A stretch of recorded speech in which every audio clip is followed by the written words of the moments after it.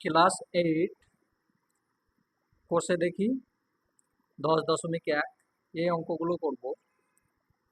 তো আগে তো ঐকিক নিয়মে হতো, এখন ঐকিক নিয়ম না, এটা অন্য নিয়মে করব। ঠিক আছে, ত্রৈরাশি পদ্ধতিতে খুব সহজভাবে দেখো। প্রথম অঙ্ক বলছে, আজ আমার বাবা 390 টাকায় 15 কেজি চাল নিয়ে এসছে। যদি 17 কেজি ওইরকম চাল কিনতেন তবে বাবাকে কত টাকা খরচা করতে হতো? তো 15 কেজির দাম এইটা, 17 কেজির দাম কত দেখতে হবে। তো চলো কিভাবে করা যায় আমি দেখিয়ে দিচ্ছি। এখানে লিখবে, গণিতের ভাষায় সমস্যাটি হলো,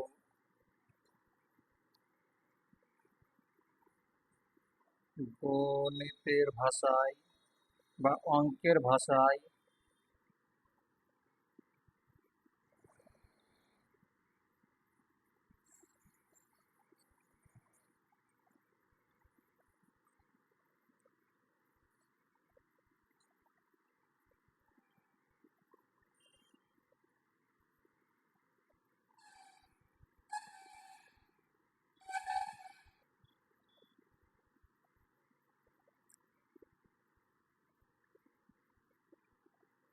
সমস্যা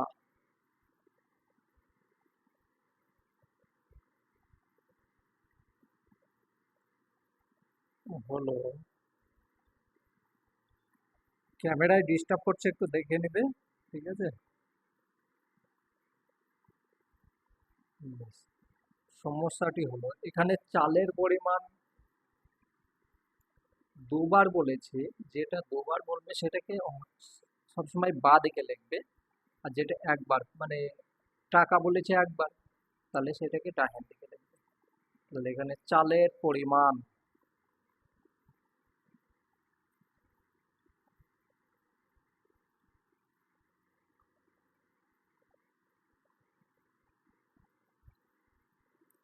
চালের পরিমাণ, আর এইদিকে লিখবে দাম। ঠিক আছে, চালের দাম। পরিমাণ যদি হয় তাহলে এখানে কি পরিমাণে,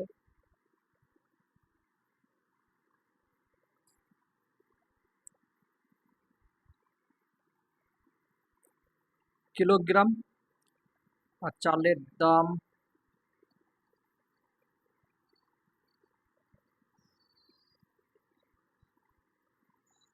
এটার একক কি হবে, টাকা। তো চালের পরিমাণ প্রথমে কত ছিল, 15 কিলোগ্রাম। দাম কত ছিল,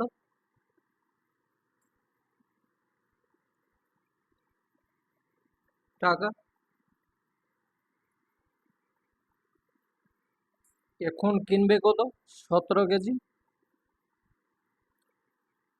তাহলে দামটা কত, জিজ্ঞাসার চিহ্ন লিখতে পারো বা এক্স লিখতে পারো। ঠিক আছে, তোমার যেটা ভালো লাগবে সেটা লিখবে। তো জিজ্ঞাসার চিহ্নই লিখলাম, এটা জিজ্ঞাসা। এবার এখানে কি দেখতে পাচ্ছ, চালের পরিমাণ বৃদ্ধি পাচ্ছে, তাহলে কি হবে, চালের দামও বৃদ্ধি পাবে। তাহলে সম্পর্কটা হচ্ছে কি, সরল সমানুপাত। তাহলে লিখবে এখানে, এক্ষেত্রে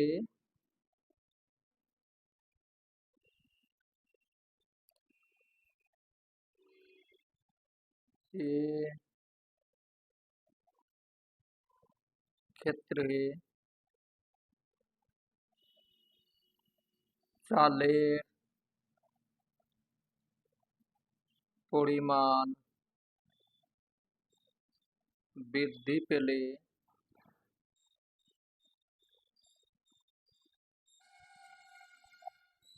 চালের দাম বৃদ্ধি পাবে।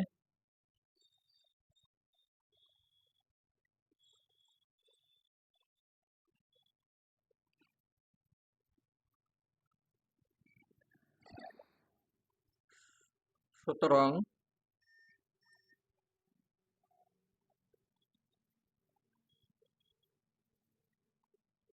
চালের দামের সঙ্গে চালের পরিমাণের সঙ্গে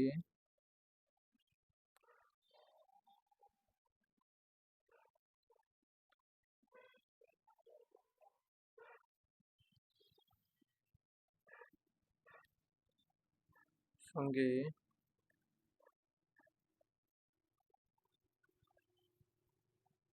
চালের দামের সম্পর্ক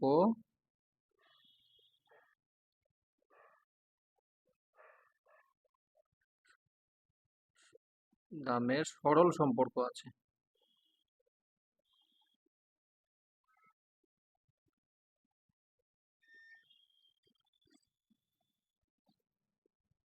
ঠিক আছে, প্রথমটা বোঝাচ্ছি, টাইম লাগবে, পরেরটা দেখো সহজভাবে হয়ে যাবে। তাহলে এখানে লিখবে, এবার সমস্যাটা হলো অতএব সমানুপাতি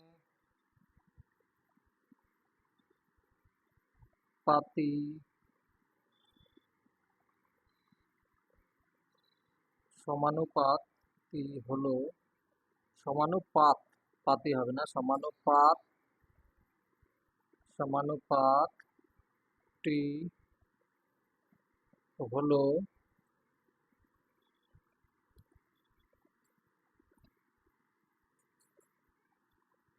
15 আর এখানে 390।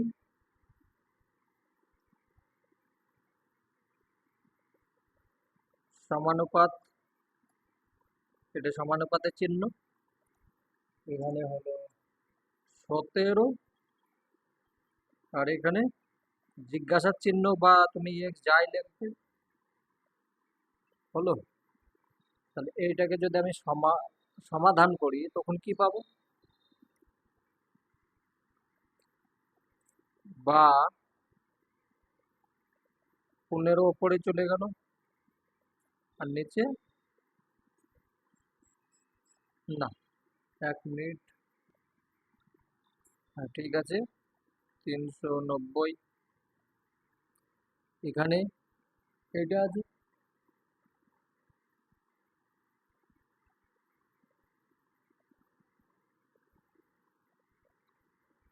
বেশ। এইটা এইটা সমানুপাত মানে আমি সমান সমান লিখতে পারি। তাহলে এখানে ওপরে গেল 17, নিচে আমাকে জিজ্ঞাসা চালের দামের পরিমাণ, এইটাই হচ্ছে, বা চালের দামের পরিমাণ এটা লিখবে। এবার এইটাকে যদি আমি সমাধান করি তখন কি হচ্ছে, ধরো এখানে চালের দামের জায়গাতে তুমি জিজ্ঞাসার চিহ্ন এখানে চালের দাম লিখবে, ঠিক আছে, চালের দাম। তাহলে চালের দামের সঙ্গে 15 এটা হচ্ছে, তাহলে এখানে এবার এটার সঙ্গে এটা গুণ হচ্ছে, এটার সঙ্গে এটা গুণ হচ্ছে, তাই তো, তারপরে ভাগ হয়ে যাবে। তাহলে আমি ডাইরেক্ট করে দিচ্ছি, চালের দাম সমান 17 গুণ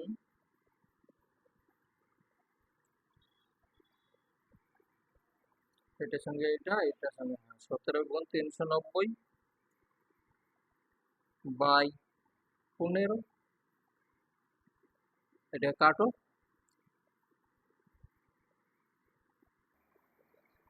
তো এটা কাটলে এটা আমি প্রথমে কাটছি আমি 3 দিয়ে, তাহলে 3 দিয়ে কাটলে আমার হয়ে যাচ্ছে 5 হচ্ছে, আর এটাকে 3 দিয়ে কাটলে আমার 13 হচ্ছে, এটার সঙ্গে এটা যদি আমি কাটি আবার, 5 দুগুণে 10 থাকছে 3, তাহলে 5 10 আর 5 6 30। ঠিক আছে, তাহলে এখানে উপরে হলো 26, 26-এর সঙ্গে যদি আমি 17 গুণ করি কত হবে? 26 গুণ 17, 442। অতএব চালের দাম দাম তোমার 442 টাকা। ঠিক আছে, এইভাবে হবে।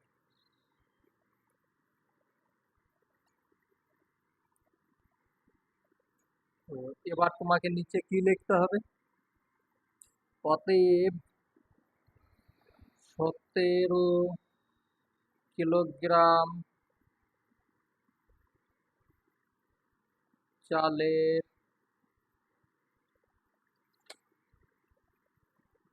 দাম হবে 442 টাকা। ঠিক আছে, এ প্রথম অঙ্ক হয়ে গেল। চলে এবার 2 নম্বর দেখি। 2 নম্বর বলছে ব্যানকট ভ্যানকট মামা 20 মিটার ছিট কাপড়ে একই মাপে 4টে জামা তৈরি করবেন। এরকম 12টি জামা তৈরি করতে কত মিটার কাপড় কিনতে হবে? ঠিক আছে, তো 20 মিটারে 4টে হচ্ছে, তাহলে 12টি জামা করতে কত লাগবে এটাই আমাকে দেখতে হবে। চলো, তাহলে আগের মতো প্রথমেই লিখবে কি, গণিতের ভাষায়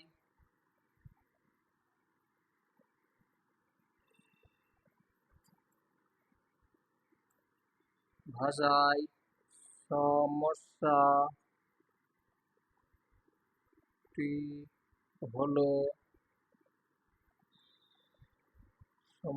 হলো প্রথমে জামা জামা তাহলে জামার পরিমাণ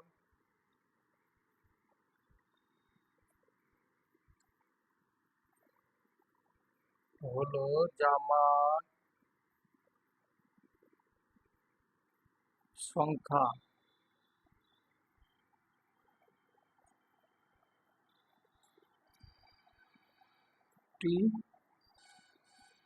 আহ, কাপড়ের পরিমাণ কাপড় কাপড়ের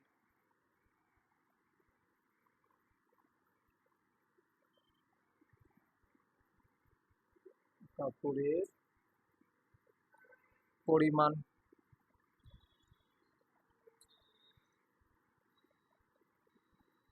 একক কি মিটার।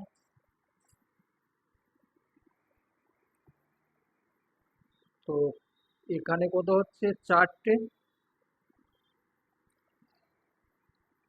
কাপড় লাগছে কত? 20 মিটার। তো এখানে 12টি দরকার, এখানে এক্স লিখে দেবে। ঠিক আছে, জিজ্ঞাসার চিহ্ন দেবে এক্স, তাহলে সমাধান করতে সুবিধা হবে। এটা জিজ্ঞাসা আমাকে করছে,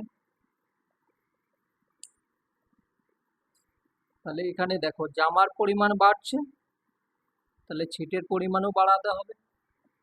সেটাই তো, জামার সংখ্যা বাড়লে ছিটের পরিমাণও বাড়বে, সুতরাং জামার সংখ্যা ও ছিট কাপড়ের দৈর্ঘ্যের পরিমাণের সংখ্যা সরল সমানুপাতিক।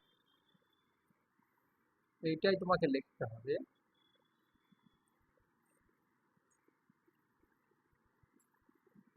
জামার পরিমাণ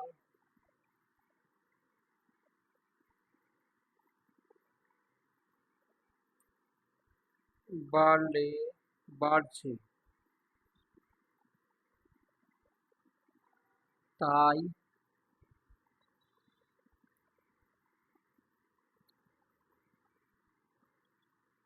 কাপড়ের, তোমাদের ভাষা তোমরা লিখবে, ঠিক আছে, আমি আমার ভাষা লিখছি, তোমাদের সরল ভাষা হলে সেইটা লিখবে। জামার পরিমাণ বাড়ছে তাই কাপড়ের ছিটের পরিমাণ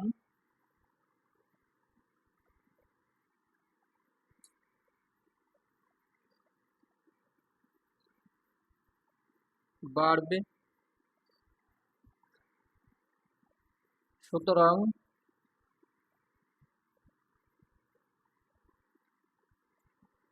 সুতরাং ঠিক আছে,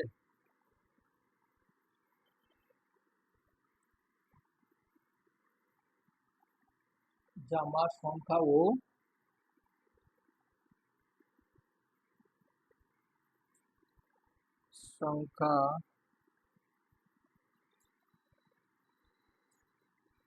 ও ছিটের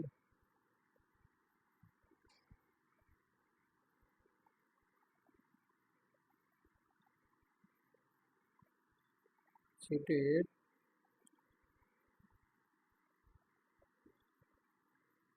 কাপড়ের ছিটে, জামার সংখ্যা ও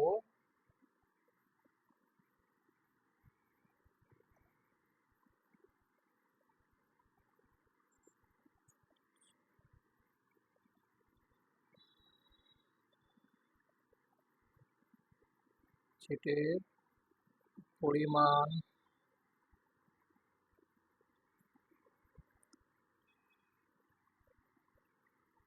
সরল সম সরল সমানুপাতিক।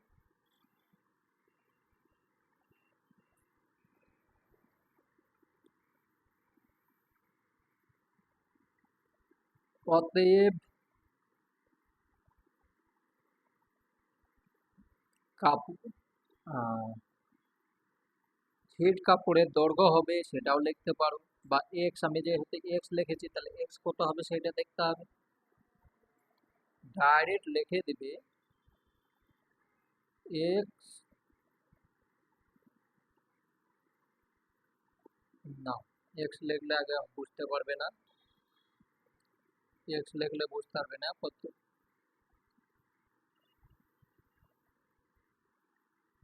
এ- হুম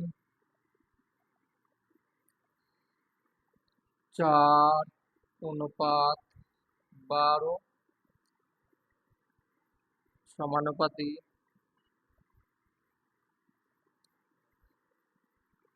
20:x, এটা লিখবে। তাহলে এটাকে যদি আমি সমান কি করি, তাহলে কি হচ্ছে, এটা হচ্ছে,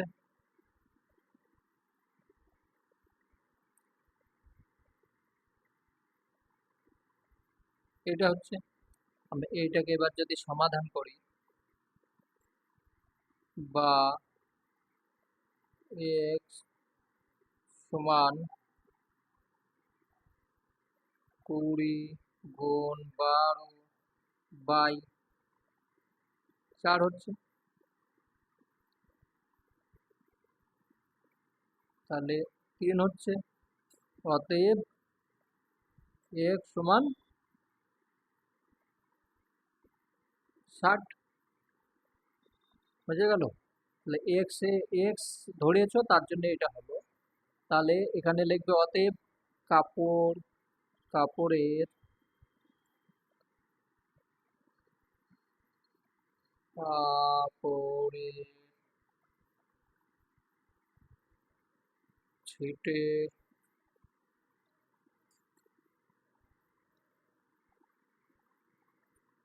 পরিমাণ হবে 60 মিটার। ঠিক আছে, হয়ে গেল, উত্তর হয়ে গেল। তো জিজ্ঞাসা চিহ্নর জায়গাতে আমি এক্স লিখেছি, বা ওখানে তুমি কাপড়ের ছিটের পরিমাণও লিখতে পারো, তোমার যেটা ভালো লাগবে সেটা লিখবে। ঠিক আছে, তো এই অঙ্ক হয়ে গেল। 3 নাম্বার অঙ্ক বলছে, বকুলতলা গ্রামে একটি পুকুর কাটতে 30 জন লোকের 15 দিন সময় লেগেছে। যদি 25 জন লোক পুকুর কাটতো তবে কতদিন সময় লাগবে? আগে ছিল 30 জন, এখন হয়ে গেছে কত, 25 জন। তাহলে কি লোক সংখ্যা কমে যাচ্ছে, তাহলে সময়টাও বেশি হবে। তাহলে চলো, এটা সরল সমানুপাতে হবে না, তার কারণ এটা লোক সংখ্যা কমছে, তাহলে সময় বেশি লাগবে, তাহলে এটা ব্যস্ত অনুপাতে হবে। তাহলে এখানে লিখবে গণিতের ভাষায় সমস্যাটি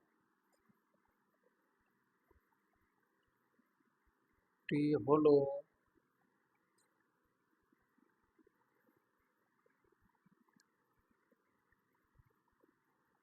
জন লোক সংখ্যা।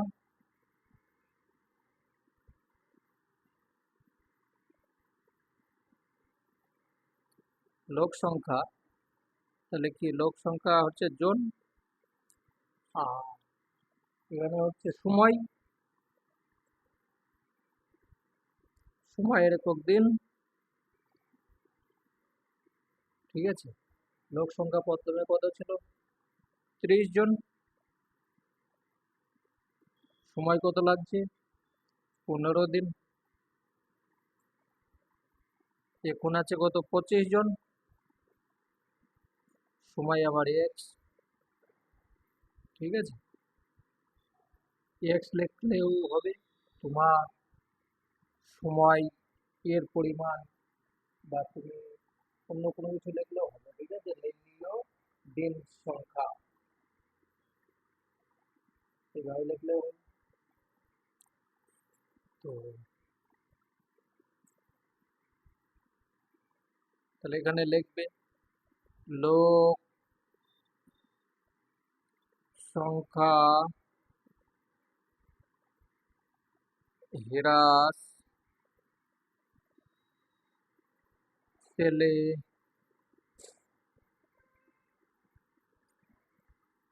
সময়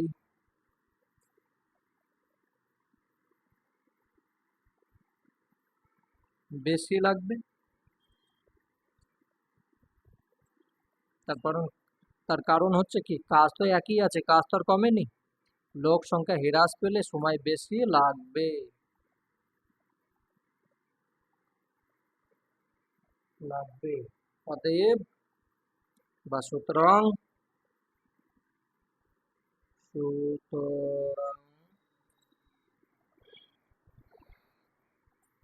লোক সংখ্যা ও লোক সংখ্যা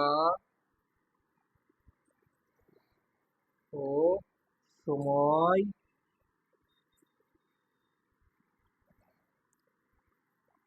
সময়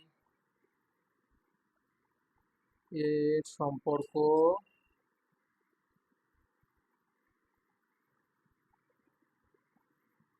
ব্যস্তানুপাতিক। ঠিক আছে,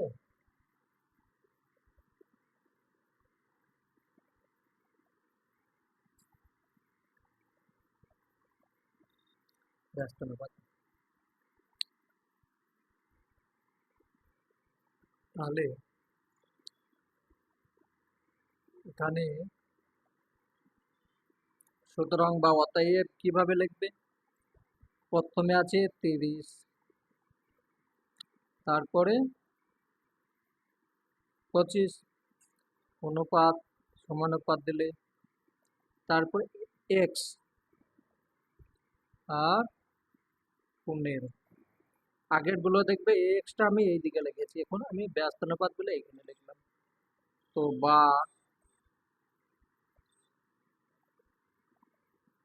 30/25 আর সমান x/15।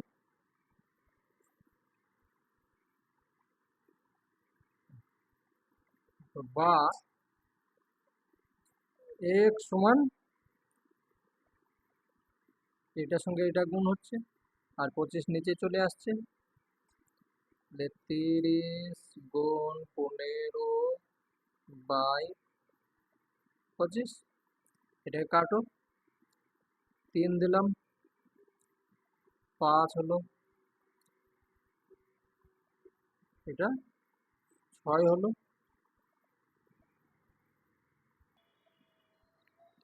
তাহলে কত হয়ে গেল? 3 6 18। তাহলে এখানে লিখবে কি? অতএব x সমান হয়ে গেল 18। এটা বোঝা গিয়েছে। এবার এখানে লিখবে অতএব নির্ণীয় সময় লাগবে,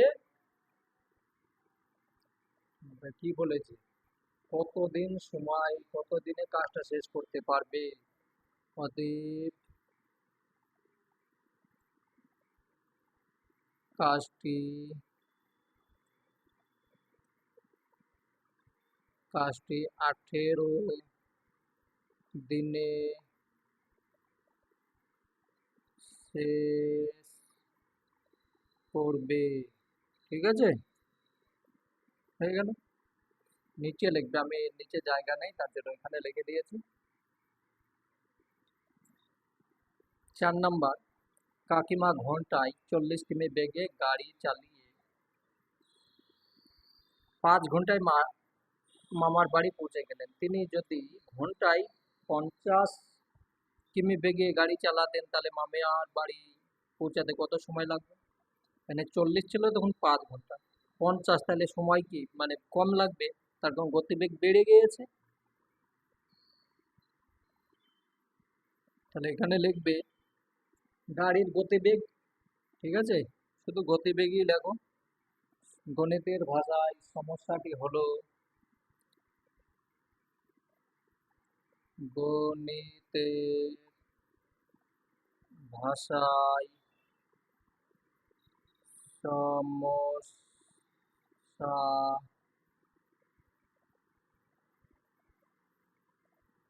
সমস্যাটি হলো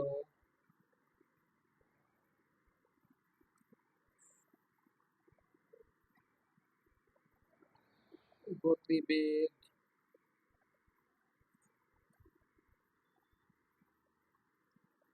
গতিবেগের কি কিলোমিটার কিমি, হ্যাঁ, তারপরে পার আওয়ার্স মানে ঘন্টা, প্রত্যেক ঘন্টাতে যাচ্ছে,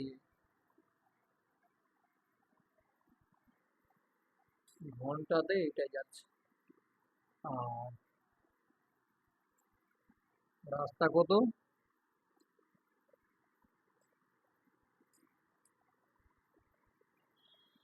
বা সময়, এটা হবে সময়, সময়েও হবে আর ঘন্টা।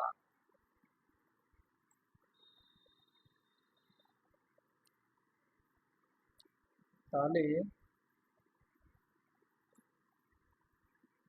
এটা হচ্ছে কত, 40,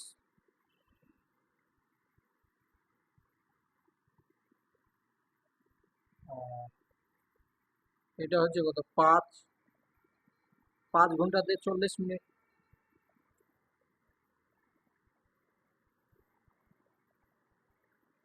আর এটা হচ্ছে 50, তখন এইটা আমার জিজ্ঞাসা, ঠিক আছে, এক্স লিখলাম।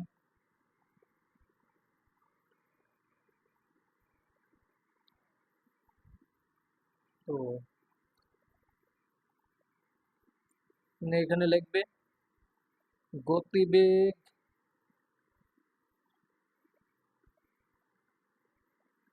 গতিবেগ বৃদ্ধি পেলে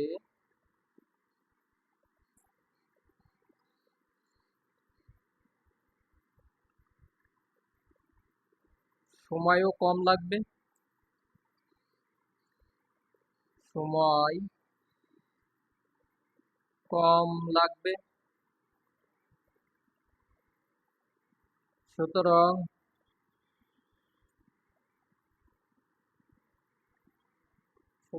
গতিবেগ ও সময় পরস্পর গতিবেগ ও সময়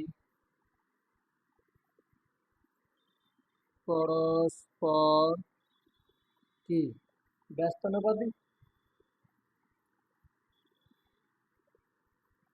ব্যস্তানুপাতিক ঠিক আছে।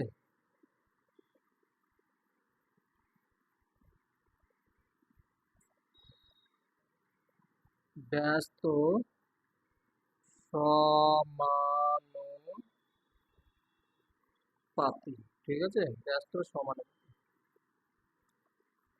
তো এবার আমাকে দেখতে হবে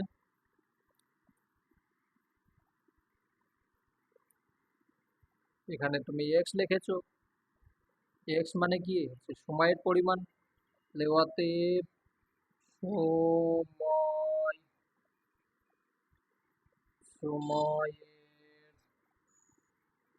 পরিমাণ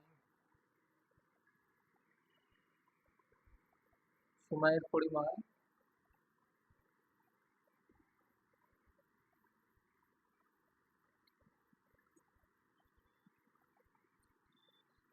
আমি আর লিখলাম না, তোমরা নিজে লিখে নেবে, সমানুপাতিক তৈরি করে নেবে। ঠিক আছে, সময়ের পরিমাণ আমি ডাইরেক্ট করে দিচ্ছি। তাহলে কি হচ্ছে, ওপরে 40 গুণ 5 আর নিচে হচ্ছে 50।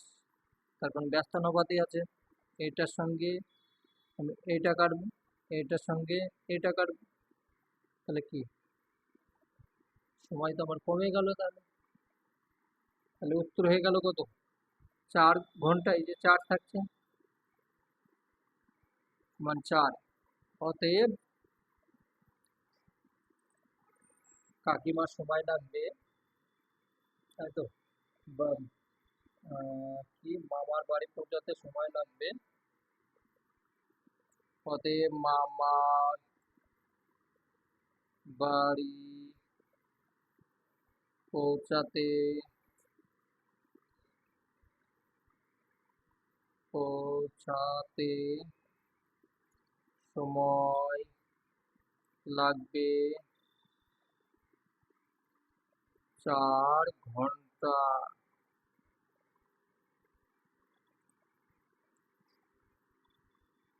মামার বাড়ি পৌঁছাতে সময় লাগবে 4 ঘন্টা। তো 1 ঘন্টা সময় কম লাগছে, মামার সঙ্গে সে খেলাও করবে 1 ঘন্টা বেশি। ঠিক আছে, মামার ভালোবাসা খুব ভালোবাসে।